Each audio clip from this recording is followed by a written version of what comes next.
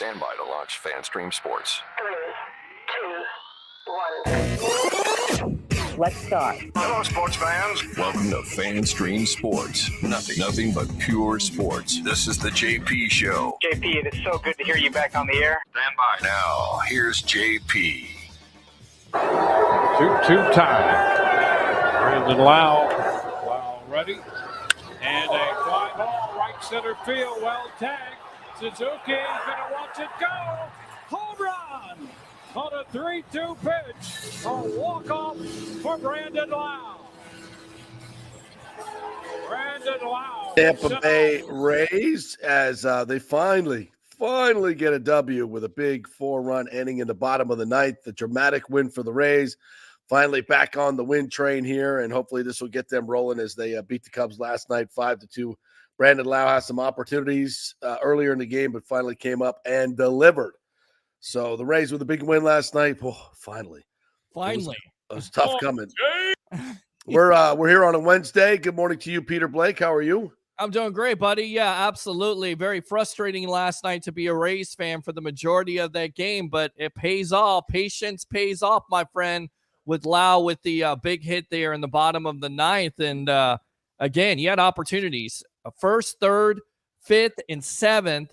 He's leaving people on, but somehow, some way you come through with the clutch, and they didn't get their first extra base hit, JP, until the bottom of the ninth with Palacios with the leadoff double. So frustrating. I was telling Rays fans last night, enjoy the victory, even though they're 3 under 500. We'll see what they can do here with maybe taking some wins from the Cubs because, like Lau said last night, a lot of Rays fans, a lot of the Rays in that clubhouse felt like they got kicked in the teeth by the Baltimore Orioles while watching that series. That four-game sweep of the series was tough to take, but they're a great ball club. So we're going to talk some more Rays a little bit later on in the show. We'll also have U.S. Open and two-time major champion Jane Geddes join us for her usual chat about golf. We'll talk about the U.S. Open, Tiger Woods, and being in the zone. I didn't know this, but Jane once won 5 tournaments in about a 10-week span in her career, including a major. So we had an interesting conversation we taped yesterday about being in the zone and how you get there. Wow. So we will, it's really interesting stuff. So we'll do that with her. And she also talks a little bit about Caitlin Clark and the Olympic team snub. But before we do that, we're going to welcome in an absolute Tampa Bay treasure, a sports club Hall of Famer himself, Joe Urso, head coach at the University of Tampa. What's up, Coach? How are you? Congratulations on the school's 9th national championship. You're 6 as a coach. You also had 1 as a player. I see the trophy right there looking sweet. How are you, Coach? Couldn't be better. This is what it's all about, trying to bring these championships back. So thank you for having me on the show. Yeah, absolutely. Really appreciate you joining us here. And this program that you have built is just unbelievable, what you've been able to do. So much talent here, obviously, in the area, but finding it, coaching it, getting them all together is a totally different thing. Tell me a little bit about the secret of success for this particular team this year. I heard you say this was one of your favorites of all the 6. Why is that? Yeah, well, I think this group took it personal that, we haven't won a World Series since 2019. And obviously there was some COVID years after that where we came in 3rd in 2021. But they had a chip on their shoulder. And normally Tampa comes in each year as a favorite. And our guys took it a little bit like had a chip on their shoulder of, we need to get back to the World Series. The message in the fall first meeting was, this is going to be the group that is going to keep the tradition of UT going. And we need to get this thing done this year because it had been a while. 52-8, Coach. That's a lot of wins and not many losses. Baseball is a crazy game. Anybody can beat anybody on any given day. Why were you so good at just closing games and winning games? Yeah, I mean, it was just a great group of veterans that had come back. We had the pitcher of the year, Alex Caney, back. We had the hitter of the year, EJ Cumbo, back. So we had lost a lot from the 23 team, but we felt like with those two, they would kind of be able to build the nucleus of the team, get the guys rallied behind them. And, didn't know quite what to expect with a lot of new players like we bring in each year. But we get to Houston for opening day, playing at Minute Maid Park, 3 games against top 10 opponents. And we win all 3 by 10 runs or more. And that's when I was like, wow, this group's special. This group's going to have a chance to bring a title back. And they started the season 17-0, and normally teams will go through ups and downs, but they stay focused the whole time. They never got complacent because they knew ultimately, they were the team that was going to protect this tradition that we have built on. Wow, what an experience playing at Minute Maid Park, huh? That must have been incredible. And really, did that really just kind of solidify where this team was going? Just to start that fast? It did. Not only the start, but when they got there, it's like a kid going to Disney for the first time. I mean, they're all out there with their cameras taking pictures of for their families in Minute Maid Park. And but yeah, once they performed like that, the whole group, they started believing like, oh, we brought in something special here, and the leadership, once again, I can't say enough about the upperclassmen. They just really took the team, took ownership into their own team, and made my job easy this year. Do you think that was the most important facet, Coach, is the leadership and the veterans on this team that really helped you propel you to that championship? I do. And all championship teams talk about chemistry. I've been a part of a lot of championships and been, just finished our 24th year. And I think my whole coaching staff would tell you there was a different love for each other on this team than any other team we had. It didn't matter if you were my best player or you were the 35th player in the roster. Every one of them had a role, and they all loved each other, even if they had lost their job during the year. They all loved each other. They all supported each other. And it was a special bond that this group will go down as one of my all-time favorites, and that's the reason. Joe Urso joining us here. University of Tampa just wins the national championship for the sixth time as a coach, the program's ninth, tying Florida Southern for most all-time Division II. I got to ask you about Skylar Gonzalez. His dad, Frankie, is a friend of mine from 40 years ago, and he said, hey, my son's pitching. I'm like, oh, is he pitching for University of Tampa? I'm like, wow, okay. He had a pretty good year, huh? How'd his year go? So he broke the school record for wins, 16-0, pitcher of the year in our conference, South Region pitcher of the year, All-American. I couldn't be more proud of this kid, kind of a comeback story. He was pitcher of the year 3 years ago at Polk State and in the junior colleges. We signed him, and last year was kind of up and down for him, and he came back focused, believing in his ability. And while is this kid special, and every outing he just dominated, and he was fun to watch. But broke Sam Militello's single season win record at the University of Tampa. Wow.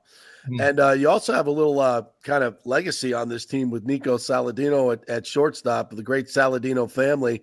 That's kind of a little bit of interesting part of this team, right?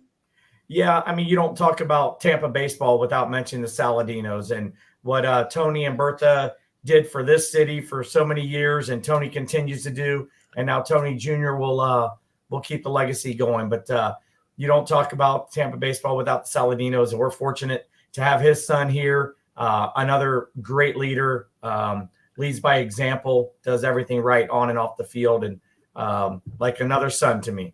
Yeah, and EJ Cumbo, 400 hits, one of only 3 players in the history of college baseball to get 400 hits. Talk a little bit about what he brought to the table this year, and how is this kid so freaking good, and his batting style. I mean, it really is that it's that simple. He is that good. He can beat you in so many ways.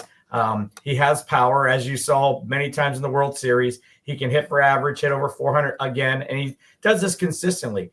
Player of the year 2-time in our conference. I don't know that that's ever happened. Yeah. Did it as well in New York. He was a player of the year there. Can bunt, can run, just brings it all to the table. One of the most complete players I've ever coached in the 24 years I've had here, and just so happy for him. He had been to the World Series 3 times, but now finally finish it off with a W, and I can't wait to give him his championship ring. And JP Gates also was the MVP of the tournament with a couple of 3 home runs in the tournament. Tell me a little bit about him. Well, he caught fire in the second half for us. He came in January, so it's a little bit tougher when you come in the second semester to get with the guys and build that chemistry you need. Yeah. We got off to a slow start, was in and out of the lineup in the middle of the year, and then the second half, arguably, the best hitter, hit for power, and then he starts pitching for us and was our closer at the end of the year. So we asked a lot of him, and boy, did he perform. Joe, I heard a couple years ago Joe Madden say I'd say 10 years ago, the most important facet of being a manager is communication skills. Do you think that's the most important, or what is the most important facet to be a manager of a baseball team, in your opinion? I do believe that the communication with these players, so they all know where they stand.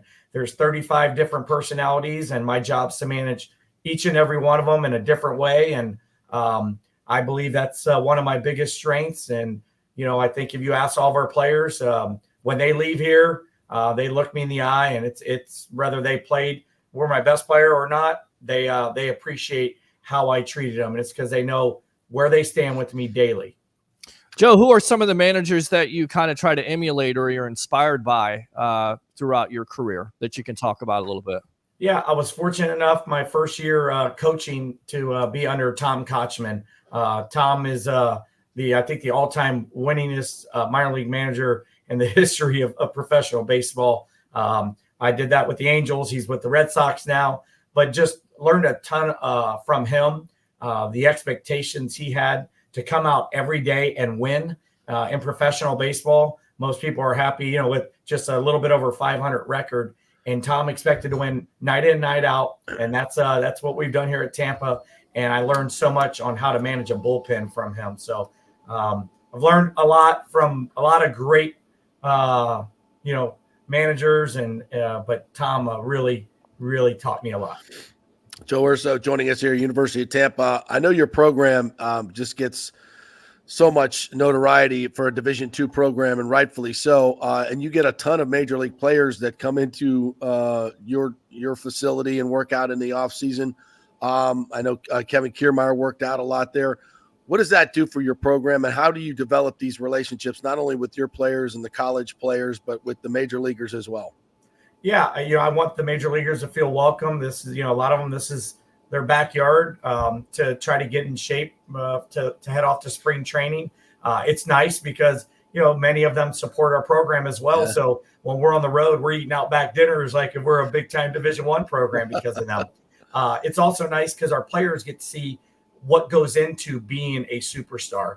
It's not just talent, but how hard these guys work day in, day out on their skills in the off season to be ready to head off to spring training. So they communicate a lot with our players, and that really helps us, in our guys' work ethics. You want to throw some names around there? Drop some names? They're very fortunate here. We've had a lot of great ones. You already said KK, but Pete Alonso's here working all the time. There's just see Kyle Tucker around at all? Kyle's here all the time, bringing a lot of the local guys with him as well. So there's a bunch. And your players can learn from them. Do they interact with them and you pick their brains at times? They definitely pick their brains. We try to not get in their way, let them have their space when they're here. But you can't help but want to talk to a youngster. And I'm appreciative of all the major leaguers that take a minute out of their time. They don't realize how important it is to these kids to hear from them on what they're doing, to be on top of their game. And it's all these kids' dreams since they were 5 is to play in the big leagues. And we know it's an international game and how tough it is. And to have guys that are having, success and the examples we just gave, they're, talking about all-stars for our guys to pick their brains, pretty special. Well, Joe, you've had incredible success there. I'm sure, people come knocking on your door all the time. But you seem very happy there at UT in what you've built there. There were some rumors that USF was trying to get you to come over there as well. How do you handle all that stuff? What is that like? Yeah, this was the toughest one of all of them because I'm in the World Series trying to focus on bringing home number 9 and focus on those 35 players that deserve 100% of my attention. But you owe it to yourself, your family, to listen when someone's calling like that with a big time Division I job. But I'm just so thankful, to the University of Tampa for making sure, I stay right here. And hopefully it's where I'll retire from. What is the secret to your success? Is it recruiting, bringing players together? I know you don't like talking about yourself, but I hear others talk about you, and they talk about your communication skills that Peter mentioned, your networking, the way everybody in baseball, you've been here for a long, long time, everybody, and it is a talent-rich place, obviously, but USF has not been able to do anything, with sustained success, certainly nothing close to what you're doing. How are you able to do this and with your success? Yeah, I have Sam Militello by my side for 24 years. Both of us, coached 4 years of minor league ball after playing, and Sam playing in the big leagues with the Yankees. So I feel like we learned so much in the minors of evaluating talent that our eyes are just different when we're out there recruiting, that we're seeing it in a different way and understanding what kind of player it's going to take to be successful for us here. And that's what we've been able to do. And then once we get them here, it's about developing them. Yeah. And we have the development program that we both learned in the minors. We've brought it to college baseball, and we're very proud of it. The players want to come work hard every day because, the way we prioritize our day and their time as well. Do you have to deal with any of the NIL stuff at the Division II level? Is that something, the transfer portal, all that stuff? Is that something that is something that you have to deal with a lot? The NIL hasn't come down to us quite yet, but the players are able to go do a few things with local restaurants and things in town, so they're able to make a few bucks. But that's good. Not to the liking of what LSU and these guys are doing, paying their players six figures. So that hasn't come down to us yet. That's well, I'm sure in time everything does trickle down. Well, that's good, Coach. Listen, congratulations. What an incredible run you've had. A much success in the future as well. You got some good players coming back for next year, right? Oh, yeah. We'll lose some superstars, obviously, but we're going to hammer that transfer portal, try to make sure we bring in the right guys, keep the tradition going. Does it really take a day? Or do you kind of breathe, or are you thinking about, because I always go back to Tom Brady, right? The next championship is my favorite one.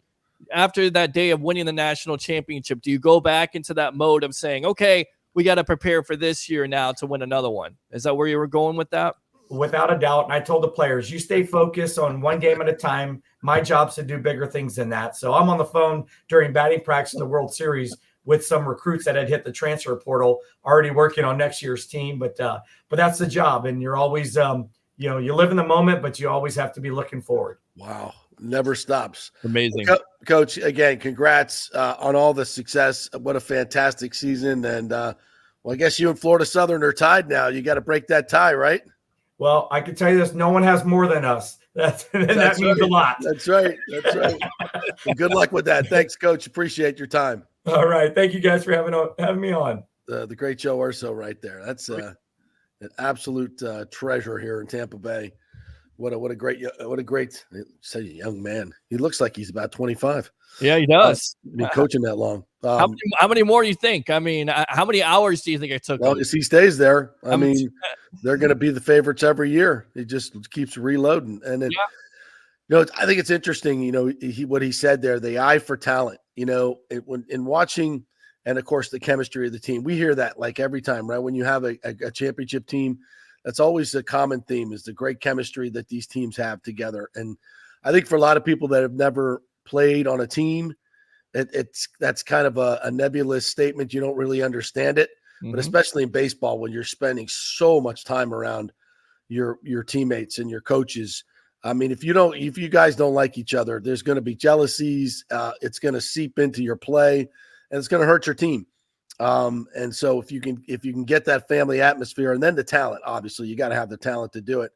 And, the greatest coaches, I think that's something that they don't really talk about as much, because you just kind of feel like the programs attract great talent, but it's the eye for talent, especially at the Division II level. You've got to kind of separate the players that are going to be drafted for the players that are maybe going Division I, and then find the guys that want to play for Division II, and then those upper echelon guys, and then convince them to come play. And the facilities at UT are second to none. I mean, they're better than a lot of D1 schools. So he's got a great product to sell, but that chemistry and the success of that program just feeds on itself. And you can see what a great job he does. But it's funny. It comes down to people. It really does come down to people.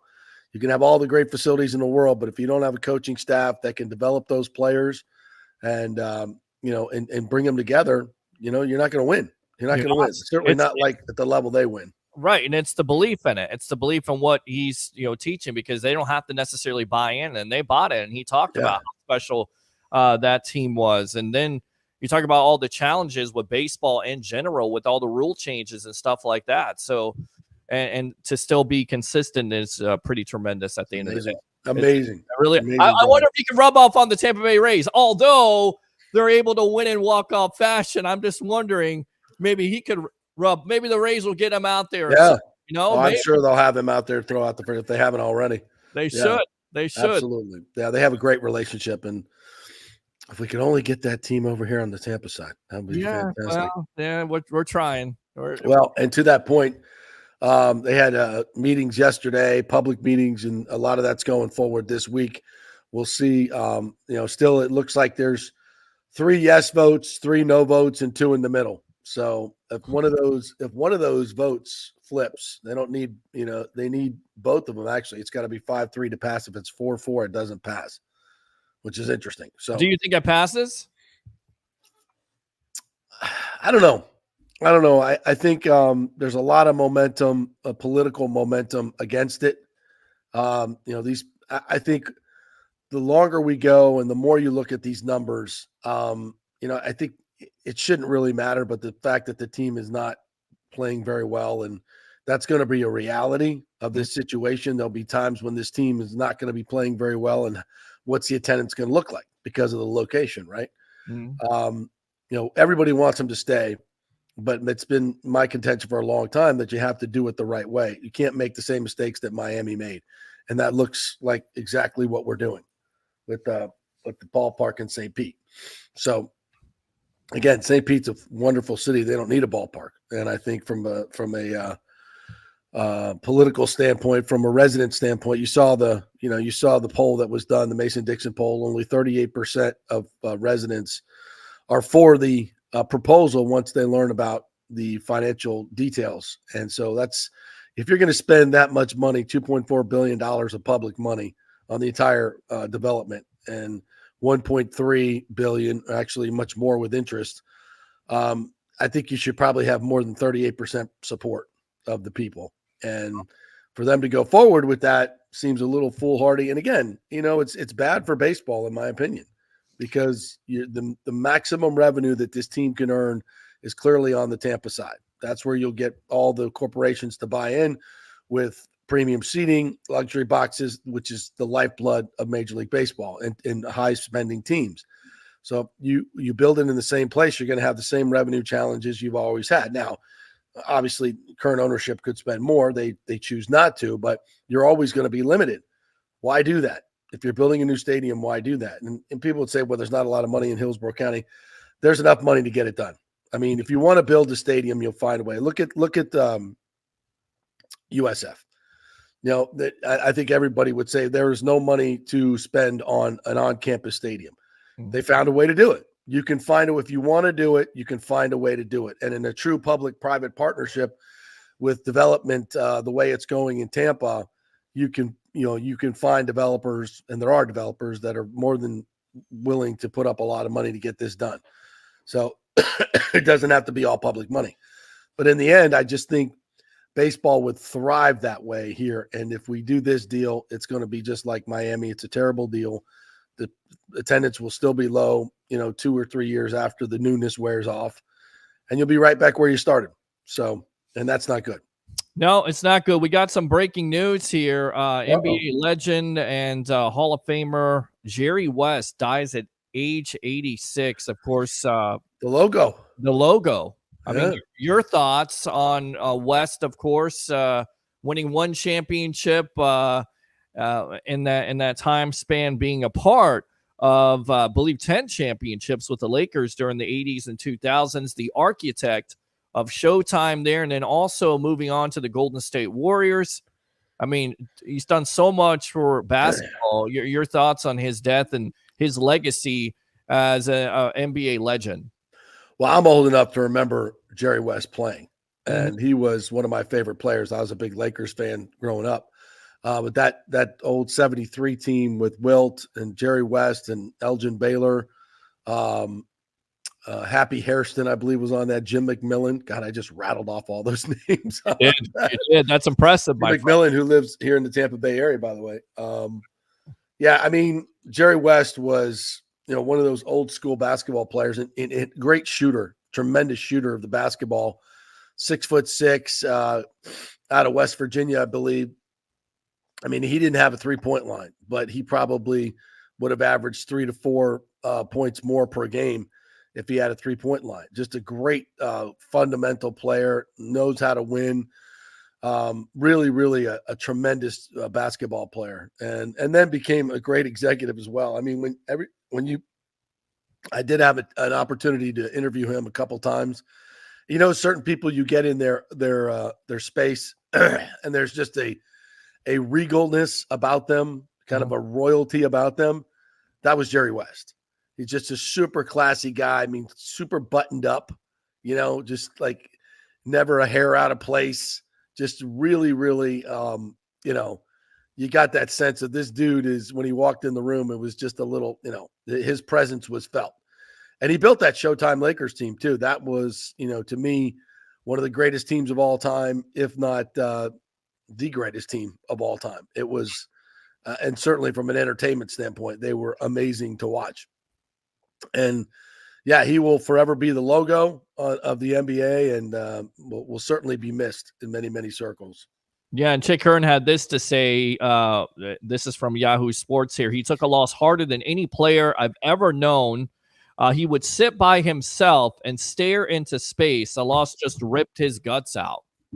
And I don't think you can equate that to the players of today. I don't want to be the guy to the old guy, get off my lawn, but I don't think you have that killer instinct with a lot of NBA players these days. I don't think you have that. It's different. Yeah. I wouldn't say all of them, but it's different.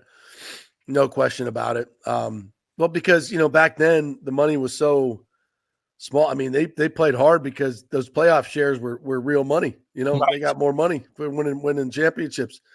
So, I mean, he played an era where the NBA Finals wasn't even on live TV. Yeah. So, it was a different time for sure. Well, he was a giant in the game. And he was also the West Finals MVP award in 1969.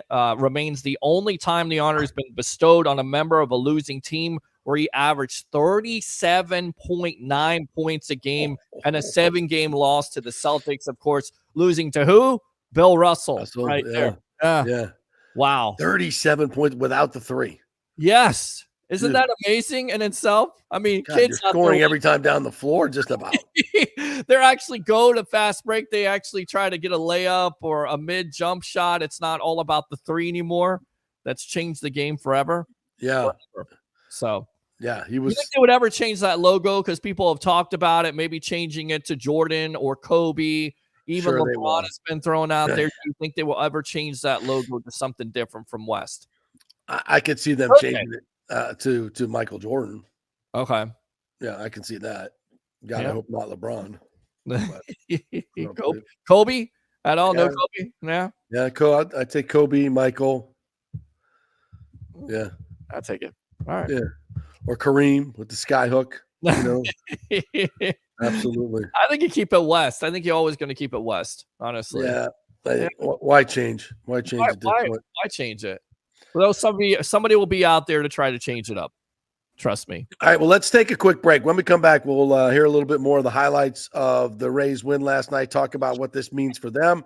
We got plenty of Bucks talk coming your way as well. OTAs, some interesting news yesterday that we will get to. We're brought to you by the Jeeves Law Group, JEEVESLawgroup.com. They are pit bulls when it comes to representing you.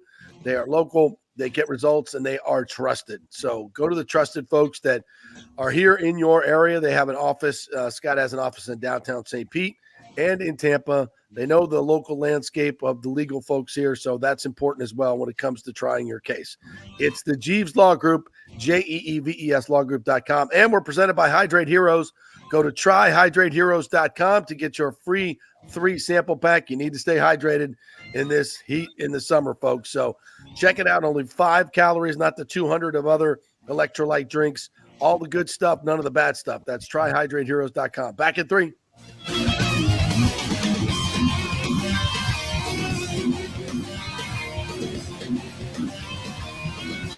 As the great Titus O'Neil said on this very show, Mother's Day's been kicking our ass for years. It's time to celebrate Father's Day, and where better than the Gold and Diamond Source. The Gold and Diamond Source has the largest selection of men's jewelry, from classic watches to cufflinks to rings. There's something for every dad to enjoy. Yeah, we like shiny stuff too. Their staff is happy to help and guide you through the selection process, ensuring you find a gift that he will love without all the sales pressure and intimidation. That's the great part about the Golden Diamond Source. Terrific staff. And remember, every piece does not lose its value. You can always trade up in the future. So shop the largest selection of jewelry under one roof, like shopping at 10 different jewelry stores. And right now, they're offering 5 years interest-free financing, which means you can get a $5,000 piece and only pay $83 a month. Come on, Dad's worth it. This Father's Day, give Dad a gift that he will cherish forever. The Gold and Diamond Source, because dads deserve it. 3800 Olmerton Road, always online at thegoldendiamondsource.com. As we head into summer and hurricane season, you must make sure that your home is fully insured. Over 40% of people in Florida are not fully insured because property rates have gone up lately. Your home is worth more, so it needs to be insured. Call the great folks at Italiano Insurance, 813-877-7799 to make sure you're fully insured. And also, you might just save some money. There are new companies coming into the state all the time. In fact, we just shopped our homeowners insurance, and I'm telling you, folks, we saved over $550 because Charity, the great customer service at Italiano Insurance, did all the work and found us a better company and a cheaper company. She'll do the same for you. 813-877-7799. Do something about these high rates. Shop them around. Could save you lots of money. It's Italiano Insurance. Been doing business here locally for over 60 years. 813-877-7799. Tell them JP sent you. JP here for the Geddes Gordon Real Estate Group and our good friend Jane Geddes. Folks, simply put, there is nobody like Jane. Jane is a former LPGA 2-time major championship winner. She was also vice president of talent relations at WWE. She also has a law degree from Stetson. So if Jane can drain a 10-footer to win the U.S. Open and stare down Hulk Hogan in the boardroom, you want Jane on your real estate team to not only negotiate the best deal, but find you the perfect home or investment property. And when you work with the Geddes Gordon Group, you become part of the real estate family and get concierge services that include expertly staging, marketing, and preparing your home for sale. Advice on golf properties. Hey, you might even get some golf tips. Many of their clients become friends long after the sale or purchase is completed. It's all part of the deal. So if you're looking for that perfect home or investment property or trying to get top dollar for your home, go with Jane Geddes and the Geddes Gordon Group, because there's nobody like Jane. Call 813-485-6808 or go to geddesgordon.kw.com. That's GEDDES Gordon.kw.com or call 813-485-6808. JP here for tryhydrateheroes.com. That's our new website where you can get a free 3-pack of the great Hydrate Heroes electrolyte hydration drink, all for free. Just go to tryhydrateheroes.com. We'll send you a 3-pack. While you're there, go ahead and buy the 30-pack for just $29.99. Special going on, less than $1 a serving for all the good stuff, none of the bad stuff. Folks, a lot of these hydration drinks have tons of sugar, tons of calories. Hydrate Heroes, just 5 calories, and they have all the electrolytes in there, plus other stuff that's going to benefit you. A mushroom blend that will help with inflammation. So much other good stuff in there, none of the bad stuff. It's Hydrate Heroes. Go to tryhydrateheroes.com and get your free 3-pack. The new Tropical Punch flavor is out, and it is fantastic. They'll send you some. Just go to tryhydrateheroes.com, get all the information there, pick up a 30-pack as well. Tryhydrateheroes.com. All the good stuff, none of the bad stuff. Let's go. Right now, back to the show on FanStream Sports. Here's delivers and a line. Hits it over the glove of Horner. Here comes Palacios. Tie game. 2-2. Caballero comes through. Finally, somebody gets a big hit. Yes. My Lord. How many, I didn't watch the whole game last night, but frustrating, coming up with men on base, and not being able to get the big hit. This team is so hard to watch, but that was a thrilling comeback. I mean, if you stayed in there till the end, God bless you. Yes. But I went to bed thinking, oh, wow. Obviously, I'm a little under the weather. I could tell that. Yeah. Welcome back to the JP Peterson Show. That's JP right there.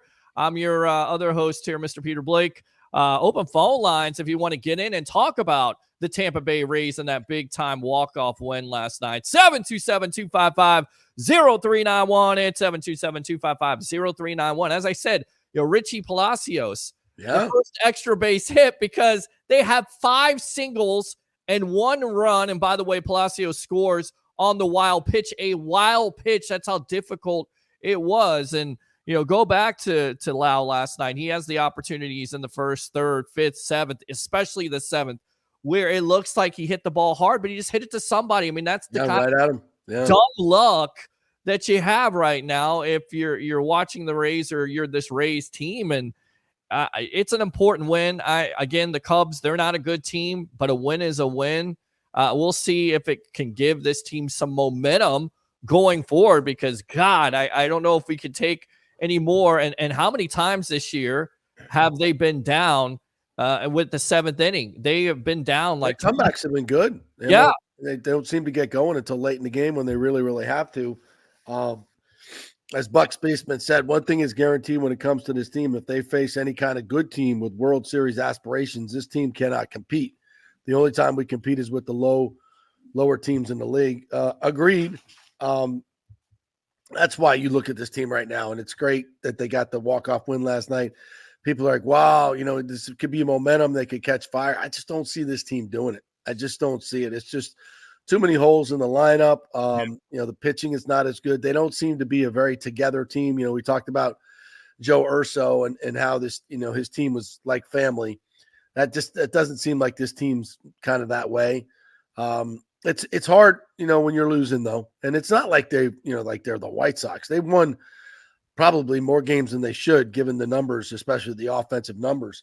So, I mean, is it possible that they could turn it around? Sure, absolutely. But there's a lot of people that aren't hot, haven't been hot all year, that would have to get hot. Yeah. And if I'm the Rays, I'm definitely looking more towards next year.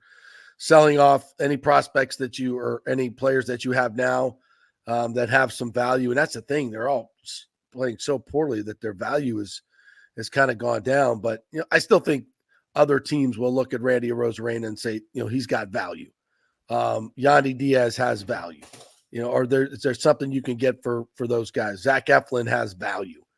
So if I'm the Rays, I'm making moves, and you're not winning the World Series this year, not with this team. It's highly unlikely you make the wild card. You got to play like 550 baseball from here on in to make the wild card. And even if you make the wild card, what are we just going to go into the postseason, score 1 run in 2 games again, and say goodbye? What good is that? Right. So, I mean, I think this core, unlike the Lightning, this core its time has come to break it up and move on and go try to retool this team. If I'm the Rays, that's what I'm doing. Well, and then again, Randy is hurt now. He's got a hamstring injury. He pinch hit last night, but even Kevin Cash talked about it. I tell you what, let's go out to Kevin Cash after this game and kind of listen to him and how important it was and how important it was to this team getting that walk-off victory here on the JP Peterson Show. Here we go. Just the awareness within the at-bats of the guys. Look, Hector Neris is really good. He's done it for a long, long time. Pitched in high-leverage situations his entire career, and it's a fastball split approach. You hope you're kind of guessing right and see the split up. And I felt like, Richie started off, like you said, Ben's at-bat was really impressive to fall behind 0-2, I think it was, or 1-2, and to lay off some. And then Bilal took a shot 2-0, got a split below, but then made him elevate a little bit and caught it out front. Yeah, no doubt. We needed a win. It's been frustrating last series, frustrating the way we performed. I don't think the guys were happy about it, but impressed with the way they came at it. They could have gotten really unhappy midway through that game when we couldn't get anything going offensively, but they stayed at it. We were able to get one late in the game, and then the big one, or big three there at the end. There you go. So, and then according to Ken Rosen of The Athletic and also Bleacher Report, reported teams are hoping they can buy low on the Rays' most expensive players, which, by the way, when have the Rays let teams buy low on it doesn't happen. Players? Randy Arozarena, Yandy Diaz, and, of course, Brandon Lau, the July 30th trade deadline. Arozarena right now, 175, 8 home runs, 20 runs batted in through 65 games, and he's already earning $8.1 million. And, of course, it will be into 8 figures in 2025. So most likely you don't see the Rays signing him to a long-term extension of any kind. No, he's a Boris client. That's never happening. No, Diaz went from doing what he did last year to hitting 258 with only 4 home runs. He's 32 years old, and he's under contract, $10 million in 2026, $12 million. So you could definitely see him going. But where's his value at? And then, of course, you got Brandon Lau, who, very streaky hitter. I mean, when he can get into one, you could definitely hit it out of the ballpark, but also he'll leave guys on. He did that last night. So I don't know. I think there is some value at this point. I don't know how much value, but the Rays, if they're going to sell these players off, they're definitely going to get some high-end prospects, you would think. And I wonder how much the stadium situation is affecting that. Right. I don't think the Rays want to be selling off their fan favorite players right now with these votes coming up. And that's, I get that. I totally understand that. But it is a bit of subterfuge, it's like baseball decisions should not be made because of that. I mean, let's just be honest about that, but I get it. It is kind of a PR thing. I mean, not that they haven't been doing that the entire time Stu's owned this team. I mean, right. He doesn't care. It's just, we're getting rid of fan favorites. It doesn't matter who they are. They're going to go when they get too expensive. That's just the way it works in Rays land. It doesn't have to be that way. That's owner's choice to do that. They're, although they are revenue limited, they certainly have the money to spend if they need to. They have it to. They choose not to. So I don't know. It to me, this franchise right now is in complete disarray. On the field, off the field. We'll see where this goes, but the more and more you dig into this deal, the more and more. I mean, every taxpayer group has written letters to the city council. Like I said, only 38% of residents are for this deal. Once they learn the financial details of it, it just I don't know if you're a city councilman how you pull the trigger on that. The biggest deal in history when those are the numbers, but we'll see. Yeah. Let's talk about the Bucks, shall we? Yeah, let's do it. Let's definitely do that.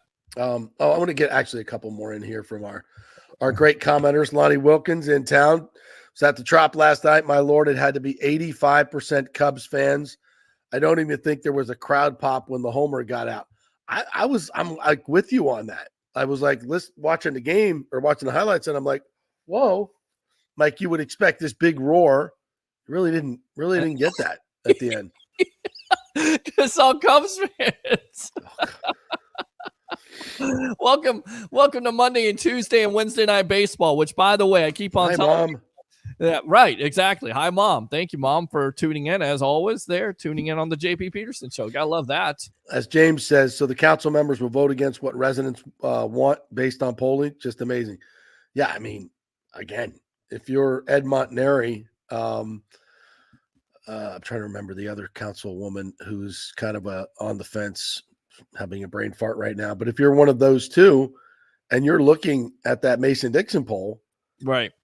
I mean, and I know Montanari's also, he's term limited. So he's running for, I believe, a state house seat as a fiscal conservative Republican. By the way, are these the same? I mean, how do you spend that much money? And once again, it's not the $287 million that is printed or put out there in the mainstream press, it's $700 million to the city in costs for the stadium with interest. Total cost, with the county as well putting in $1.3 billion just for the stadium. So there's, after interest payments. Wow. And by the way, are these the same council members that suggested that the Tampa Bay Rays, if they get a new stadium, should be the St. Pete Rays? Are they the same? I think there was, I forget which former mayor was pushing that. I think it was Bill Foster. I mean, hey, if they're paying for it, they should. Well, this is recently. This was like a couple months ago. They were throwing that out there, and it's ridiculous. No, I know, but it was the former mayor. I think it was Bill Foster who was championing that. Oh, and the Rays, like out of hand, said, "No, we're not doing that. We're not doing that." No. Which and I know the city council has asked for a bunch of revisions. And I wasn't there, but at the meeting yesterday, I believe they were like, "No, we're not changing the deal," which I told you they weren't. I know that everybody wants a better, more fair deal. Our friends at nohomerun.com just want a better, more fair deal. Stu's not doing that. The only reason he came back to St. Pete is because he can get a windfall of redevelopment money. He doesn't want to build there. He said that many times. So, yeah. Rick says the NBA logo should be the Chinese Red Star. Well, they do fund most of the league. Lottie says, I love both teams, but it was good to see the Rays catch a break. Yeah, wasn't it, though? I mean, I feel sorry for those players. Dang, JP, one show with Tim after a 2-week absence, and now you're sick. I know, right? Wow. Osmosively through the StreamYard app, I get sick. There you go. That's not good. I tell you what, the last night was bad. Yeah. I called Lugo, our good friend Chris Lugo, Bay Area Modern Medical Center.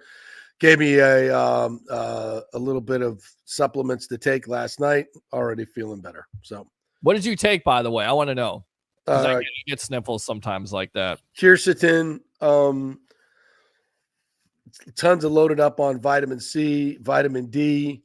Of course, took a little bit of Sudafed to try and come on and do the show here today, and some Tylenol because of the aches. But you know when you get that the fever breaks, the cold sweats. Yes, you're just sitting there and like the pillows soaking wet. Now I had that going on last night. So you can't decide if you want the covers on or the covers off. I know your body's all over the place, and it's like I got to get up and go to work, or I got to get up and do that. I don't want to get up and do anything. And then of course it's like I can't come in today. Well, you got to bring a doctor's note. I'm like, listen, I'm not getting out of my bed right now. Okay, I'm sick. I'm not getting up. So. That's back in the day. I mean, now people get sick and it's like, oh, don't go to work. You don't want to get it. And I get that. You don't want to get everybody else sick. Right.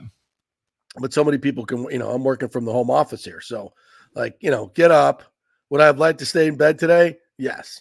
But get up. You go talk some sports for a couple hours. You can handle that, Yes.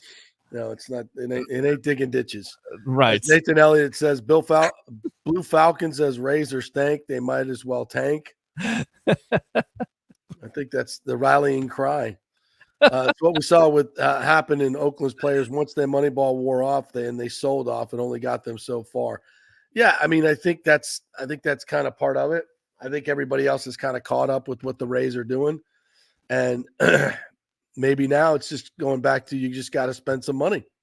That's what it's all about. And it goes back to what Big Papi said a couple years ago, right? The Rays are limited in postseason. Why? Because they don't spend money. Because you're depending on young players. Like you saw it last year.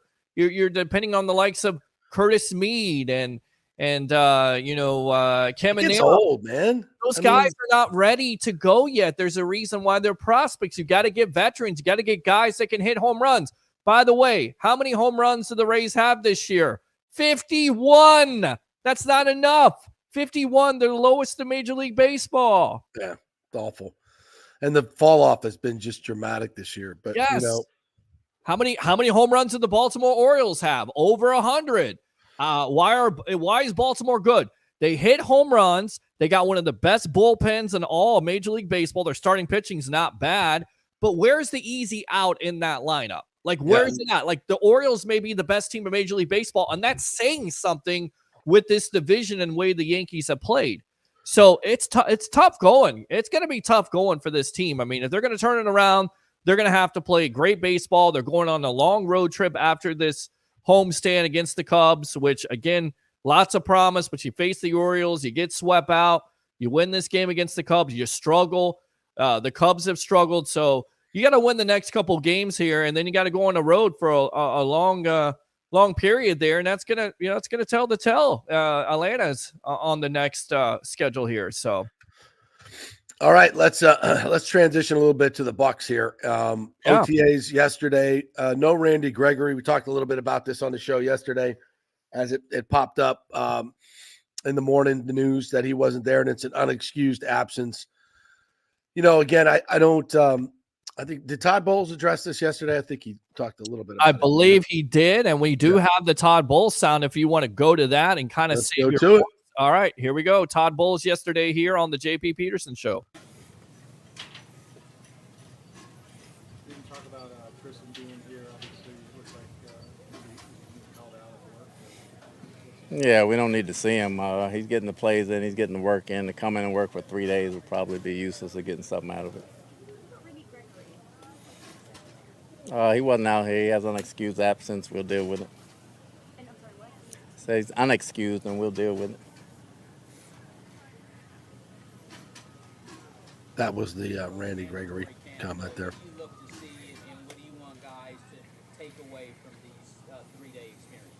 The biggest thing from OTA is coming into minicamp. It's a continuation, but we're trying to be more detailed in situational football, regardless of whether it's third down, 2-minute, red zone, or backed up.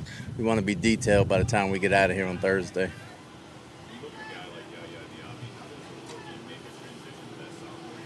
Yeah. Well, I look for his game to grow mentally, getting a better grasp of the system, understanding where his help is, understanding what they're trying to do to him and take advantage of that. So the game should slow down for him, so he should be able to take advantage of certain things that they try to do to him.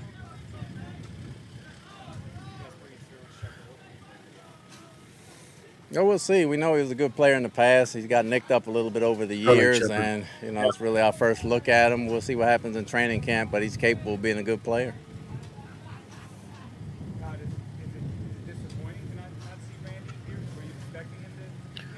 Another question on when anybody's not here, but we'll deal with it. It's minicamp, and we'll go accordingly.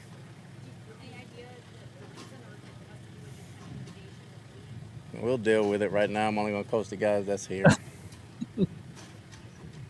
Keep asking. Yeah, just keep asking.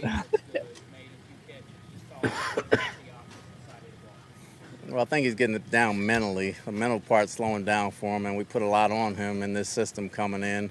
A lot more than we have in the past. So Cade's been steady all the way through, and we just look for Baker to make the right checks and the right calls, and we know he'll compete. Cade Otten again. He's quick. He looks good. I mean, he's in shape. He's flying around. He's a little faster than he was last year, so hope that continues. We look forward to having a great training camp. I don't think it's stamina. I think some of it's weight, some of it just getting nicked up at the wrong time. Just a combination of a lot of things. But talking about great right now, here. I'm happy where he's at.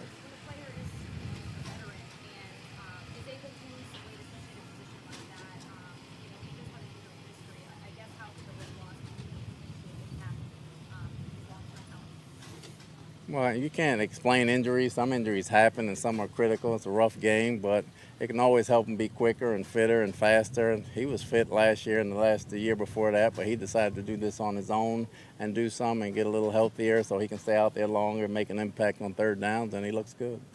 Obviously, adding a veteran like Sloan is you always want to do that, but how much did Baker lobby for him with their task? Shepard again. Yeah.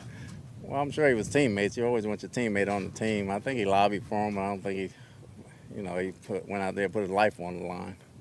What about the mental errors? I know the last time we talked to you last week, that was something that you were hoping you guys could cut down on in these 3 days. What have you seen so far in that department? Well, it's natural when you first start OTAs, especially with a new offense, and you got new people as well. So it's going to be some mental errors, but the gymnastics have slowed down and mental errors have cut down. Pleased with where we're at today, so hopefully we can continue and finish it up. Going back to Baker and Sterling being tired, do you see their chemistry kind of out there on the field Not yet. I mean, Sterling learned a whole new system, and today was his first day, and he kind of hitting it on the run. Well, all these other guys been here for a couple of weeks, but we'll see in training camp. I mean, they have natural chemistry, I'm sure, but game plan chemistry and new system chemistry is a little bit different than that. With the relative lead you have behind Mike and Chris, was it good to get a guy, another guy that had some experience? Yeah, and he had a good workout, so to get another guy in here and compete with the younger guys, it makes training camp very interesting. What did you see from him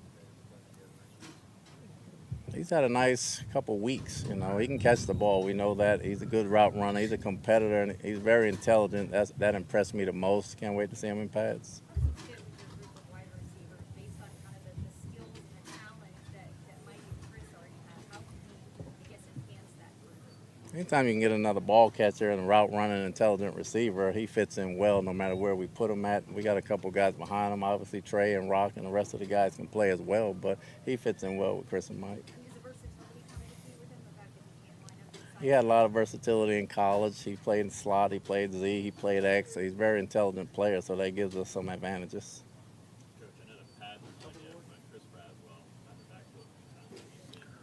Question about Chris Braswell. Like you said, the pads are not on yet. I think I could have gotten the backfield, but when the shoulder pads come on, we'll see. But he's very tough. He's very steady. He has a very strong lower body. He has semblances of Yaya from last year. As far as raw strength, and we'll see when the pads come on how that translates. But I like what I see so far. Gotta love that.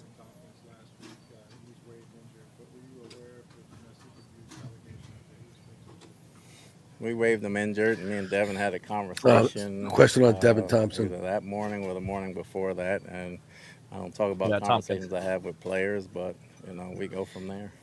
We have a very good relationship, and we had a conversation.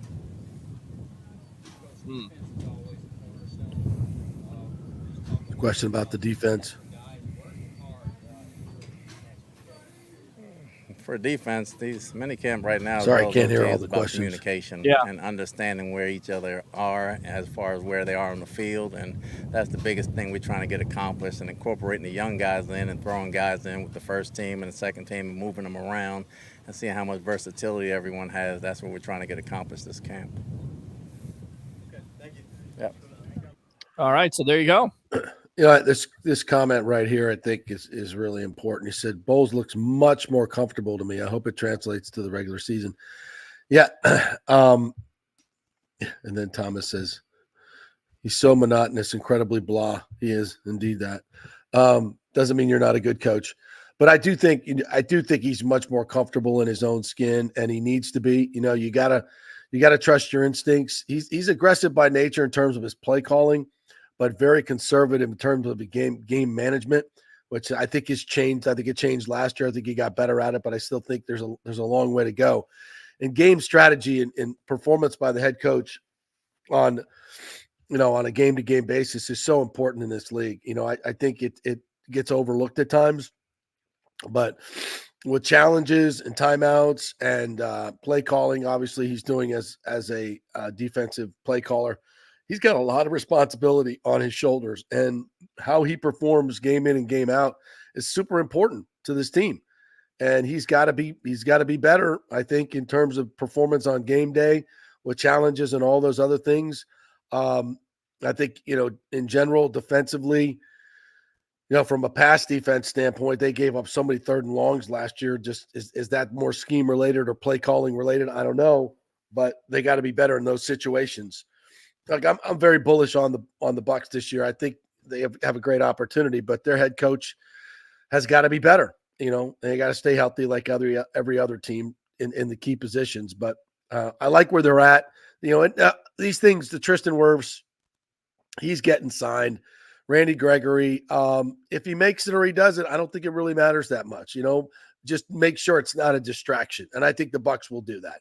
If they can, it's only going to be a positive thing. If he can get his things straightened out with the weed and not getting fined, which I think is ridiculous. The NFL is, come on, let's just be done with this. Allow him, especially since he has a prescription and has a diagnosis, to smoke and test positive. And if he can play, he can play. It's better than freaking all those narcotics you're going to put him on. And those don't get you fined, which is just crazy to me. but it's the NFL. I get it.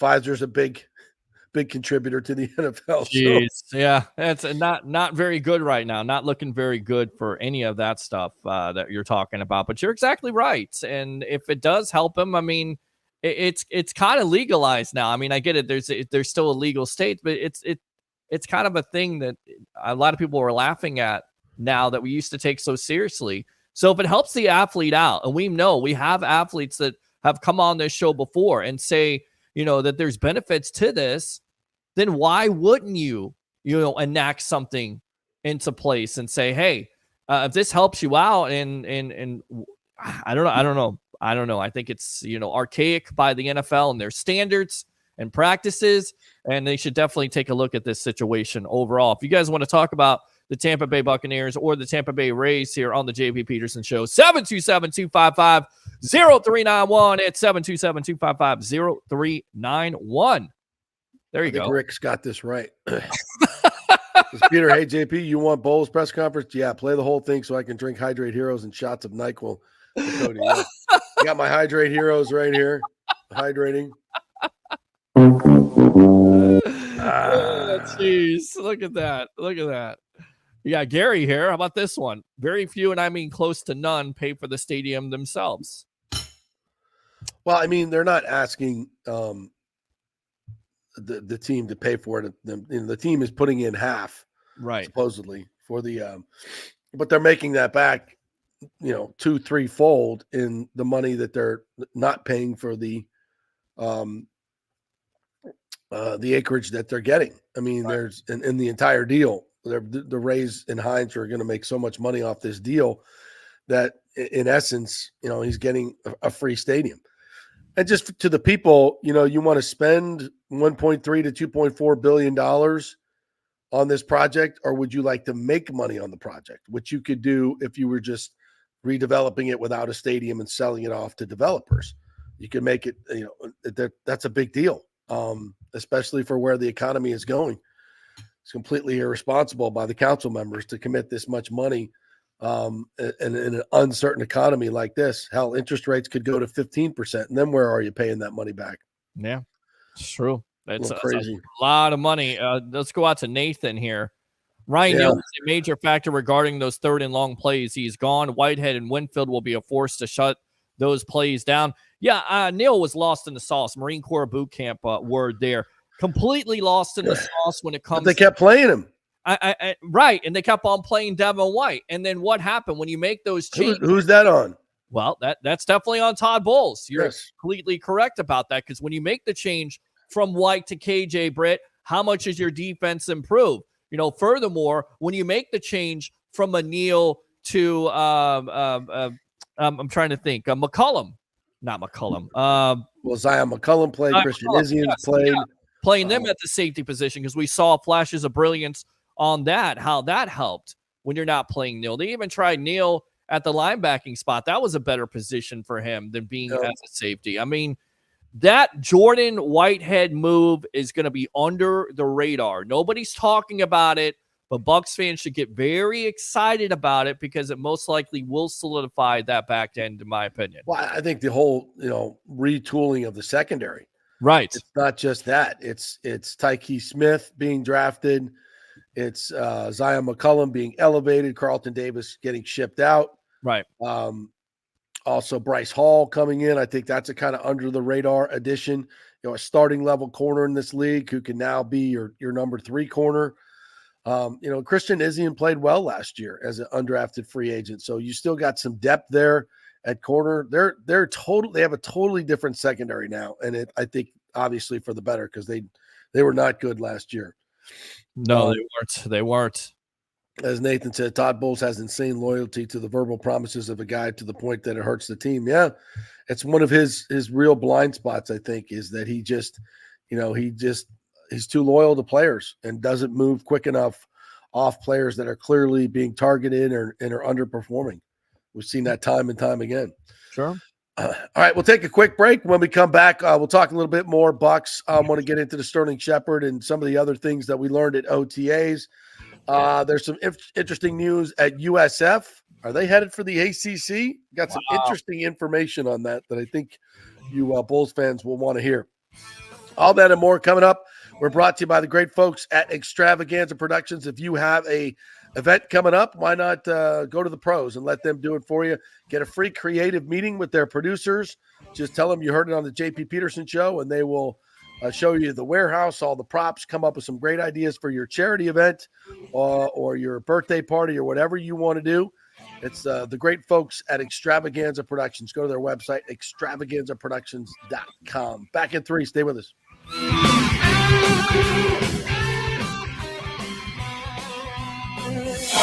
This is The Strike. 102.5 WHPT, HD2 Sarasota, Tampa, St. Pete. JP here for the Jeeves Law Group and my man Scott Jeeves, who lives right here and has long been a highly respected member of our community. He's a proud sponsor of the Tampa Riverwalk. Jeeves Law Group is also a proud sponsor of our Grand Central District in St. Pete and has neighborhood events throughout the year. He has an office on Central Avenue in St. Pete and one on South Howard in Tampa. You can't get more local than that. So when you need an attorney, you're going to hire some huge firm that advertises all over the state or the one that supports your favorite sports show. It's the Jeeves Law Group. We're local, we're trusted, and we get results. For personal injury and personal attention, call us for a free case evaluation. That's 8889-JEEVES. That's 8889-JEEVES.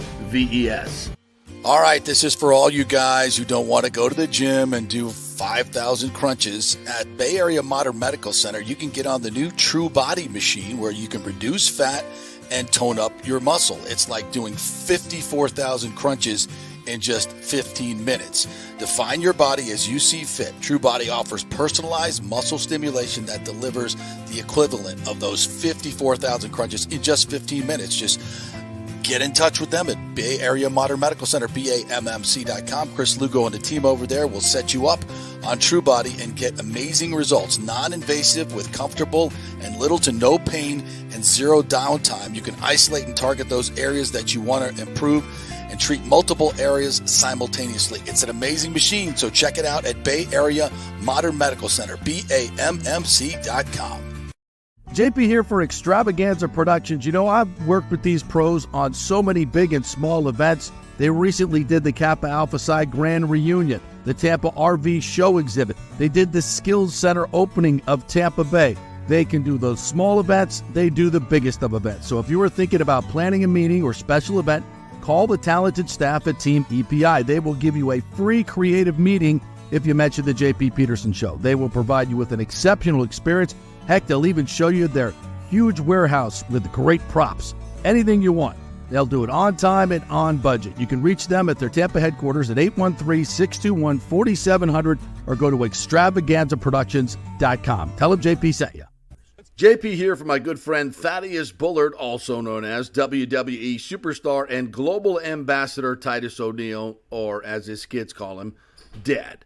I'm excited to share that the Bullard Family Foundation is partnering with Tampa Well Activated by Tampa General Hospital and Revealing Truth Ministries to host the celebration of all celebrations for the real superstars in our community, the Dads. Everyone's invited to join us for a free celebration on Father's Day, June 16th at the Mid-Florida Credit Union Amphitheater in Tampa. Doors open at 9:01 a.m. with food, entertainment, games, and lots of surprises and guests in store for the remarkable dads out there making a difference every day. And you know, if Titus is hosting it, it's gonna be big. Bring the whole family and make sure you register early to celebrate with us at the Superstar Dads Celebration. Now, you need tickets for the event. It's free, but you got to get your tickets at bullardfamilyfoundation.org. That's bullardfamilyfoundation.org. Let's go.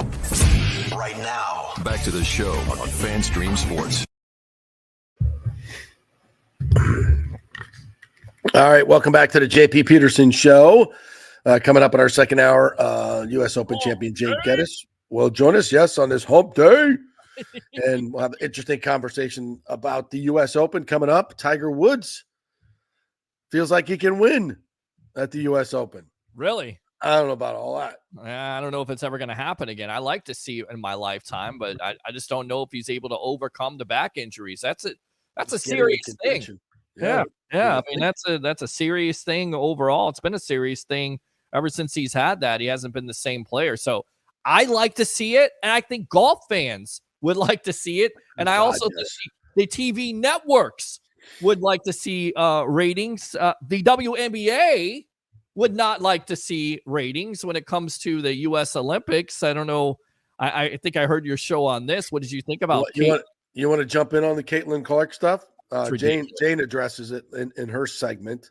Well, I know we're going to get into that, but I just think it's ridiculous. I think it's, once again, a missed opportunity. I think it shows how not only the committee, but the women and themselves are very petty at this point, and they're missing out on an opportunity. And when you're trying to make a basketball decision, fine, okay, I get that. You won 7 gold medals, and nobody knows about it. Nobody knows anything about it. You know why? Because nobody cares.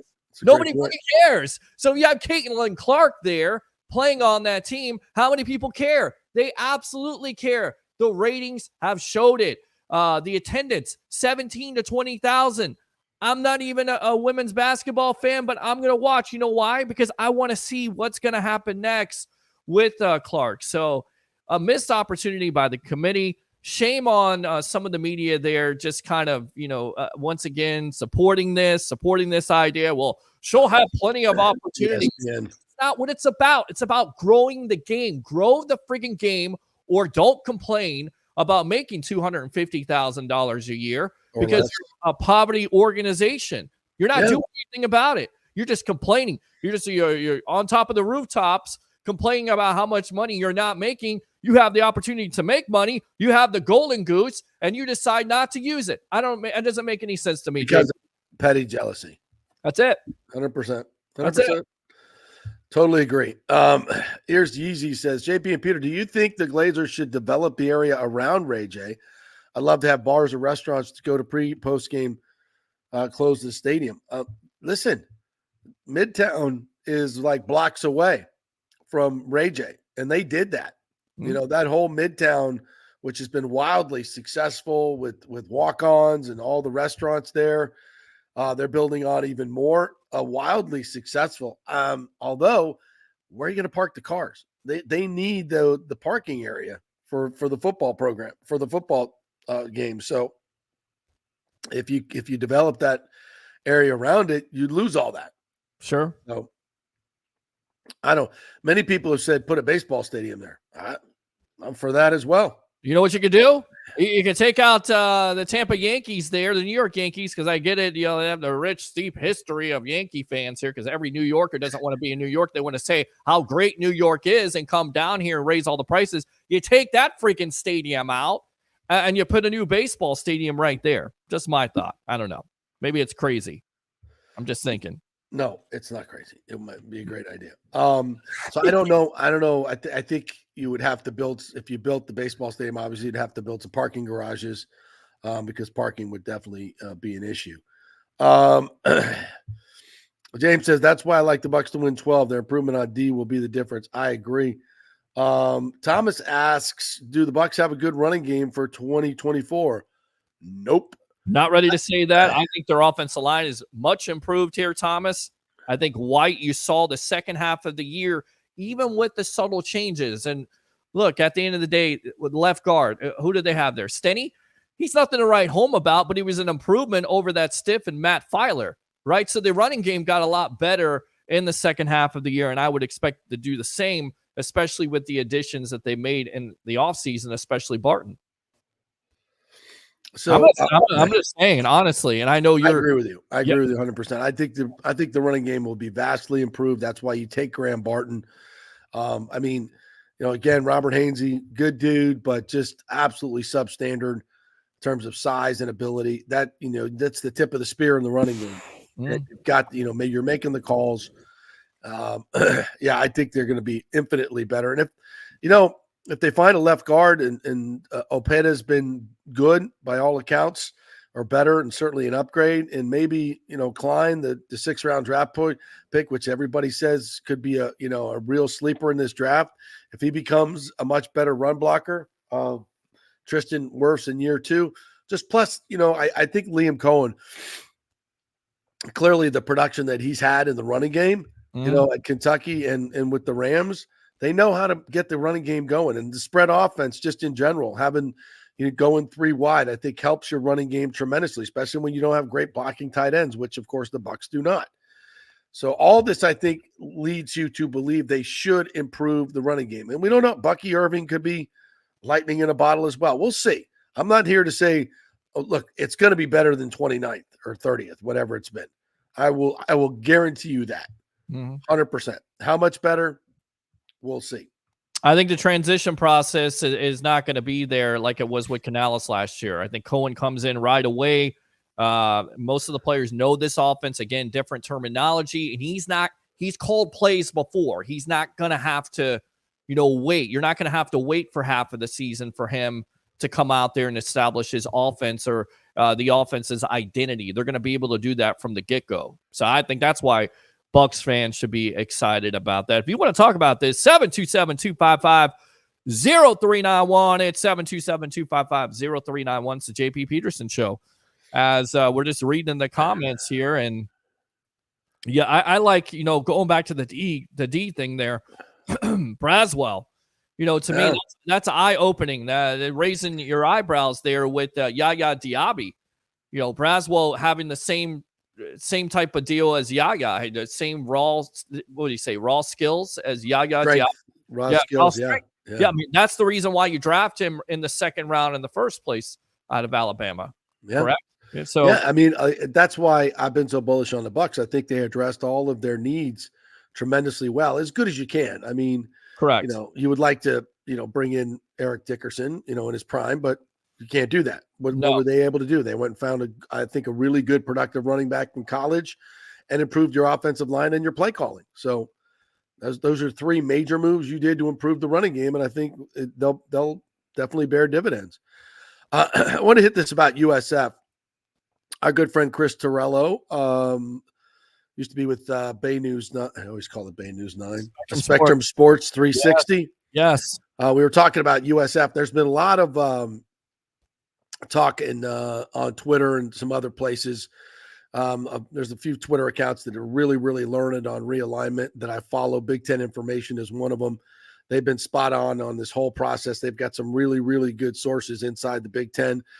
It's one of the reasons I believe FSU is headed for the Big Ten. I think that's an absolute lock deal, and I think they'll be there definitely by 2026, maybe by 2025. We shall see. But that will definitely open up a spot in the ACC for USF. And Chris, who knows a lot of people at USF, texted me, and he said, Michael Kelly, their AD, who's going to join us, by the way, next Tuesday at 11:30. He'll be on with us next week. Nice. Said has been building his inner circle with ACC ties. Deputy AD Chris Pierce spent 18 years in ACC offices, did everything from football to oversight on Olympic sports. Senior Associate AD Lee Butler was at the ACC offices from 2010 to 2022. They are well positioned when ACC wants to replace FSU. It makes too much sense. You need both sides of Florida. Absolutely. I think absolutely 100%. I think that USF is uniquely positioned to go right into the ACC. Now, is that going to be where they, the ultimate? No, but it's going to be a huge step up to where they need to be. And I mean, you're talking about going from the AAC, where I don't know how much money their media rights is, but I would say it's not more than $20 million a year, right? To $40 to $50 million a year, which isn't, Big Ten money. It's not SEC money, but it's a hell of a lot better than where you were. So yeah, I think that would obviously be a tremendous step up. And even, there could be, with more expansion, it could be Big 12 as well for USF. I think they're extremely attractive to anybody. And the fact that they, came out of the doldrums with their football program, which was just killing them in terms of realignment, is a big deal. So if they can stack another good season of football, and that after next season or even before next season, it's going to be the reckoning time when other conferences are coming after them. And I just think they're, as Alex Golish has said many times, they're a sleeping giant, and their upside, their ceiling is really unlimited. I mean, they have size, they have geography, there's talent here. There's now an on-campus stadium. USF has everything to absolutely explode. and they just have to get the right leadership in place. And clearly it looks like they have. Well, and you look at the excitement the next couple of years here for USF Bulls fans. I mean, Byron Brown, you could definitely make. Oh my God, he's in that conversation because he can do so many things as being a multifaceted quarterback. Heisman Trophy. As crazy as that sounds, because we were talking about USF, we weren't talking about talented players, but now we are one of the most talented young players in all of Division I football, NCAA football there with Mr. Brown. And I'll be looking forward to seeing, what Coach Golish does in his second year with this program. Oh, I can't wait. And I'll tell you right now, Michael Kelly's knocked it out of the park, is not only getting Coach Golish, but also Coach Raheem there for the basketball program. So how successful both of those, the programs for this team, how much of those units been successful for them? So good job by Kelly. Yeah, as I mentioned, we'll talk with him next week. All right, quick break. When we come back, Jane Geddes will join us, U.S. Open champion. We'll talk about the golf week that was, what's coming up at the U.S. Open, Caitlin Clark, and a lot of interesting stuff. So stay with us. Back in 3.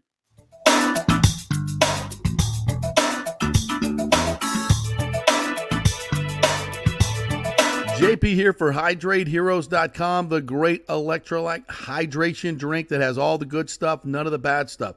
NFL players are using this stuff. All types of athletes are using it because it's got 5 calories. None of the bad stuff, all the good stuff. All the electrolytes are in there for you.